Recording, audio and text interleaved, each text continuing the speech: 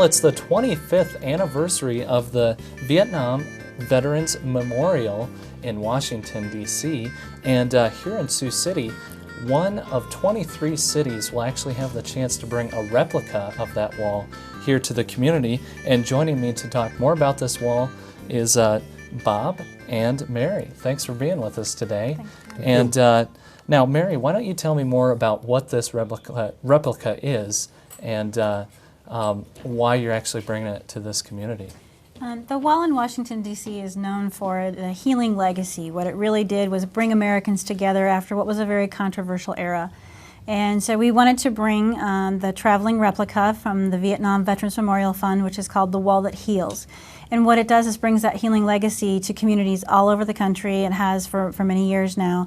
And so we're bringing it to Siouxland so that we can bring that healing legacy home to our veterans. Okay. Now, when was this replica established? The replica has been around since, I believe, 1996. The wall itself, of course, the 25th anniversary, it's been here since 1982. Okay. Now, what is the date that you will be having this replica come to the community? It will be open for the public October 18th to the 21st. It's open 24 hours a day. There is no charge for admission.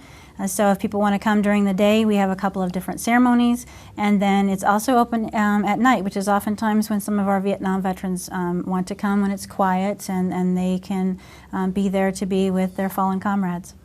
Now, where will be the official location of this replica? It's at the Dible Soccer Complex in South Sioux City, Nebraska. It's the soccer complex that most of us see when we travel along the interstate. It's right there on the river, so the river will be in the background, providing that nice, quiet, contemplative atmosphere that we were asked to try to replicate, because that's the atmosphere in Washington, D.C. Oh, sure. Now, what do you expect the turnout to be? We're expecting about 7,000 visitors over the course of the 4 days. Okay. Now, both of you, if you kind of want to talk about how this actually heals the veterans that were in the war at Vietnam, do you want to kind of talk more about that? Well, every veteran, that has served in the United States in Vietnam has brought back with him some kind of a scar. The scars need to be healed.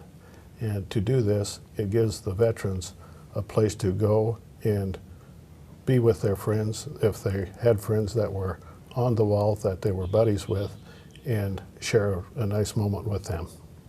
Okay. Now, you actually have, you actually knew about, was it 25? Yes, between veterans? 20 and 25 veterans I know personally that are on that wall itself. Names. Okay. And talk more about their service for the country. Well, they were just like any other GI. They were there because they were told to be. They had scars of their own that were not healed because they are on the wall themselves. So it's a contribute to everybody in the United States to know this and to appreciate what they have done. Okay. Now, Bob, how do you feel about this replica coming to South Sioux City? I think it's a fantastic thing to have happen to the community. For those that can't go to Washington, D.C., it provides an institute for people to go there and see what the wall is all about in small form. Okay. Now, I've never actually been to Washington, D.C., and I haven't even seen this wall, and I'm sure there's a lot of viewers out there that haven't seen the wall ever in their lives before. What are they going to be expecting if they're going to come to this replica ceremony? Well, what we have is a half-scale replica, so it's 250 feet long. They're also bringing an information tent and trailer. The semi that the wall actually comes in, the sides open up and there are different exhibits there that people can see, some things that are left at the wall, because that's a common thing that people do. It's a kind of a phenomenon that happened because the wall was so different from other memorials that people, even as they were laying the cement near the wall, the first item was left at the wall. And it was a purple ribbon, I believe it was, that someone left and it became part of the cement. But people bring things to the wall, and so some of those artifacts will be there for people to look at. And just this last fall, they vlogged their 100,000th item was left at the wall in Washington, D.C. So it's quite something that people want to do. They want to bring something. Everything from wedding rings to Harley-Davidson motorcycles have been left at the wall. Oh, really? So we're expecting that some people in Siouxland will want to bring things. Sometimes people write a letter. They bring flowers. I already know of relatives who have called and said, "Can we send flowers to the wall? Can we have something brought there and delivered for some a friend or relative whose name is listed on the wall?" Okay. Alrighty. Well, we'll be talking more about the wall that heals, and we'll have Bob's experience with the Vietnam War. We're going to take a quick break. Please stay with us.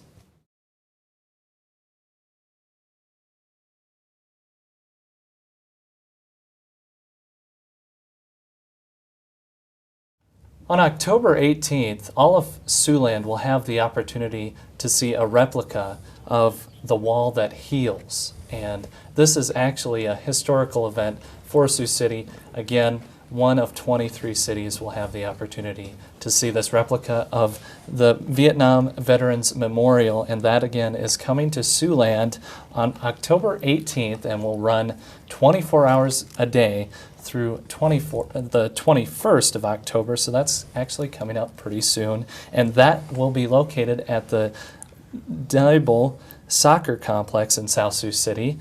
And it's a kind of a discrete location for an area for those veterans to actually experience that healing.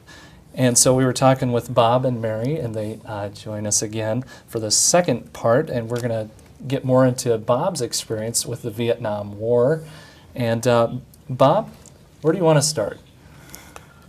The wall coming to South Sioux City is a clear definition of what liberty is all about. It's to honor, educate, and a healing for the veterans that the country so deserves to honor. Right. Now, you were involved with the Vietnam War, and of course this is actually going to hit home for you. Why don't you tell us what your duty in the Vietnam War was? I was in Vietnam from 1968 to 1969, which was a one-year tour of duty. At that time, I was a radio telephone operator for a company commander. Okay. And would you like to share with us that experience you had? It was definitely an experience of every day. I was in infantry, which we were in the northern Vietnam, up around the Quai Son DMZ area, where the infiltration of the North Vietnamese was very heavy, and a lot of contact was made in that particular zone. Okay. Now you brought in a plaque that you actually made. Tell me a little bit about this and why you created this. Well, when I got back from Vietnam, I never did receive my medals. When they run you through, after you come back from Vietnam, they give you the ribbons, which are on the top of the medals here. I went to a reunion and about 3 years ago, and I happened to see a gentleman that had his medals, and I asked him how he ever got them. He informed me that it takes a lot of paperwork, but you can get them. That was in the end of June, and about 3 days before Christmas is when I got them then. And in fact, first three of the medals there are engraved with my name on the back of them. Okay. All right. Now, is this something that you made for yourself, your family, or is this going to be presented somewhere? It's just something that I felt that I deserved. It was all cluttered in a shoebox, you might say, of different things. So I thought, well, it's something that I can hand down to the grandchildren or sons and let them take it from there. Okay. Now, have you actually been to the Vietnam Veterans Memorial in Washington, D.C.? Yes, I have been there twice, and I have a personal relationship of a individual of my cousin who was killed in Vietnam the same time I was there. Oh, really? So that leads a little closer to home as far as, you know, what it really means to me to have the healing for other people. Okay. Now, as the years go by, how has your feelings changed? Have they stayed the same, or have they changed? The feelings have changed. The war is over. Vietnam has its own scars. Vietnam veterans have scars of their own, but it's time to move on. It's time to let go. Life at age 18, 19 is short. You do not know what life is all about because you're at that young age. But having said that, you don't fear death. And so to speak, we were told what we were supposed to do. So from there, we fulfilled our obligation, and so are the people that are on the wall. Okay.